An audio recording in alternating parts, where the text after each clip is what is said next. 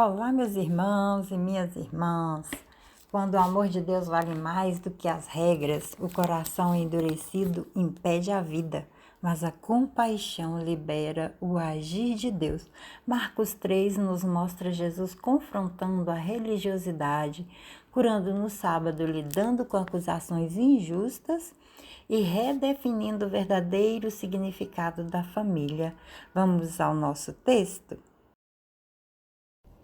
E outra vez começou a ensinar junto ao mar, e ajuntou-se a ele grande multidão, de sorte que ele entrou e assentou-se num barco sobre o mar, e toda a multidão estava em terra junto ao mar. E ensinava-lhes muitas coisas por parábolas, e lhes dizia na sua doutrina: Ouvi, eis que saiu o semeador a semear, e aconteceu que, semeando ele, uma parte da semente caiu junto ao caminho, e vieram as aves do céu e a comeram. E outra caiu sobre pedregais, onde não havia muita terra, e nasceu logo, porque não tinha terra profunda. Mas, saindo o sol, queimou-se, e porque não tinha raiz, secou-se. E outra caiu entre espinhos, e crescendo os espinhos, a sufocaram e não deu fruto. E outra caiu em boa terra, e deu fruto, que vingou e cresceu, e um produziu 30, outro 60 e outro 100. E disse-lhes: Quem tem ouvido para ouvir, que ouça. E quando se achou só, os que estavam junto dele, com os 12, interrogaram-no acerca da parábola. E ele disse-lhes: A vós vos é dado saber os mistérios do reino de Deus, mas os que estão de fora, todas essas coisas se dizem por parábolas, para que vendo vejam e não percebam, e ouvindo ouçam e não entendam, para que se não convertam e lhes sejam perdoados os pecados. E disse-lhes: Não percebeis esta parábola? Como, pois, entendereis todas as parábolas? O que semeia a palavra. E os que estão junto ao caminho são aqueles a quem a palavra é semeada. Mas, tendo eles a ouvido, vem logo Satanás e tira a palavra que foi semeada no coração deles. E da mesma sorte, os que recebem a semente sobre pedregais, que ouvindo a palavra, logo com prazer a recebem. Mas não têm raiz em si mesmos, antes são temporãos. Depois, sobrevindo tribulação ou perseguição por causa da palavra, logo se escandalizam. E os outros são os que recebem a semente entre espinhos, os quais ouvem a palavra, mas os cuidados deste mundo e os enganos das riquezas e as ambições de outras coisas entrando sufocam a palavra e fica infrutífera. E os que recebem a semente em boa terra são os que ouvem a palavra e a recebem, e dão fruto, um a 30, outro a 60 e outro a 100 por um. E disse-lhes: Vem porventura candeia para ser posta debaixo do cesto ou debaixo da cama?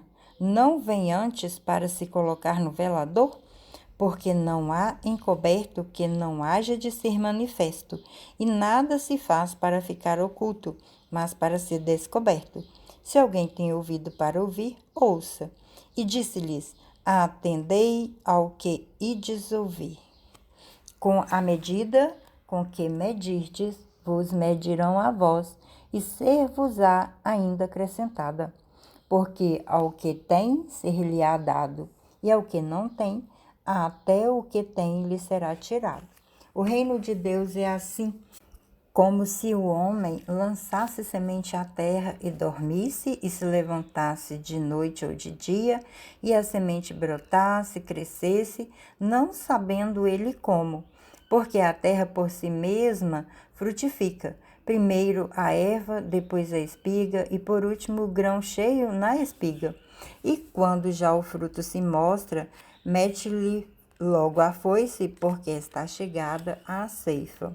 E dizia: A quem assemelharemos o reino de Deus? Ou com que parábola o representaremos? É como um grão de mostarda que, quando se semeia na terra, é a menor de todas as sementes que há na terra. Mas, tendo sido semeada, cresce e faz-se a maior de todas as hortaliças, e cria grandes ramos, de tal maneira que as aves do céu podem aninhar-se debaixo de sua sombra. E com muitas parábolas tais lhes dirigia a palavra, segundo o que podiam compreender, e sem parábolas nunca lhes falava, porém tudo declarava em particular aos seus discípulos. E naquele dia, sendo já tarde, disse-lhes: passemos para a outra margem.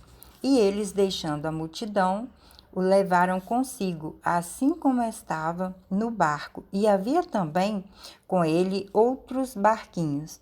E levantou-se grande temporal de vento, e subiam as ondas por cima do barco, de maneira que já se enchia de água.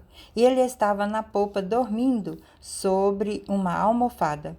E despertaram-no, dizendo-lhe: Mestre, não te importa que pereçamos? E ele, despertando, repreendeu o vento e disse ao mar: Cala-te, aquieta-te.